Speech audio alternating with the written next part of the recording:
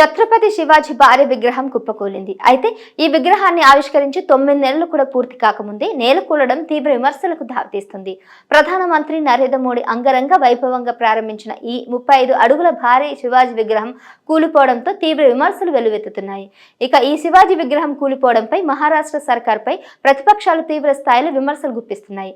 జాతికి అంకితం ఇచ్చిన కొన్ని నెలల్లోనే కుప్పకూలిపోవడం ఆ రాష్ట్రంలో తీవ్ర దుమారానికి కారణమవుతుంది.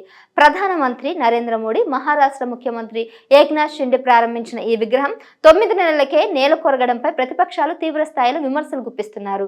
మహారాష్ట్రలోని సింధూర్గ్ జిల్లాలో ఏర్పాటు చేసిన ఛత్రపతి శివాజీ భారీ విగ్రహం కుప్పకూలిపోయింది. మాల్వార్లోని రాజ్కోట్ కోటలో ఉన్న 35 అడుగుల ఛత్రపతి శివాజీ విగ్రహం సోమవారం మధ్యాహ్నం 1 గంటకు ప్రాంతంలో అకస్మాత్తుగా కింద పడిపోయింది. అయితే గతేడాది డిసెంబర్ 4వ తేదీన నావిడే సందర్భంగా ప్రధానమంత్రి నరేంద్ర మోడీ చేతుల మీదుగా ఈ విగ్రహావిష్కరణ జరిగింది. ఈ కార్యక్రమంలో మహారాష్ట్ర ముఖ్యమంత్రి ఏక్నాథ్ షిండే కూడా పాల్గొన్నారు. అయితే ఏడాది కూడా పూర్తి కాకుండానే శివాజీ విగ్రహం కూలిపోవడం పట్ల మహారాష్ట్ర రాజకీయాల్లో తీవ్ర దుమారం రేగుతుంది. ఈ క్రమంలోనే ఈ ఘటనపై పోలీసులు ఉన్నతాధికారులు అలర్ట్ అయ్యారు.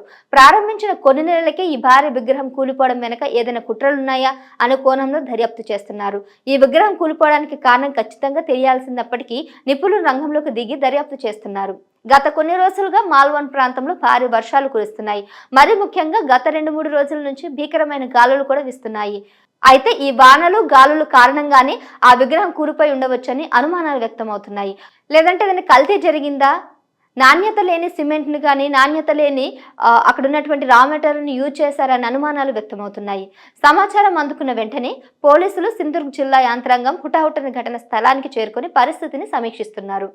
ఇక ఈ ఘటనపై మహారాష్ట్రలోని ప్రతిపక్షాలు తీవ్రంగా మండిపడుతున్నాయి. ఈ ఘటనపై స్పందించిన శరద్ పవార్ కు చెందిన ఎన్పీపీ నేత జయంత్ పాటిల్ ఛత్రపతి శివాజీ విగ్రహం కూలిపోవడానికి ప్రభుత్వానికి బాధ్యత అని అన్నారు. విగ్రహానికి సరైన నిర్వహణ చేయలేదని, దాని పట్ల కొంచెం కూడా శ్రద్ధ వహించలేదని మండిపడ్డారు. కేవలం ప్రధాని మోడీ చేతుల మీదుగా ఆవిష్కరించాలనే తాపత్రయంలో షిండే సర్కారు మునిగిపోయిందని ఆరోపించారు.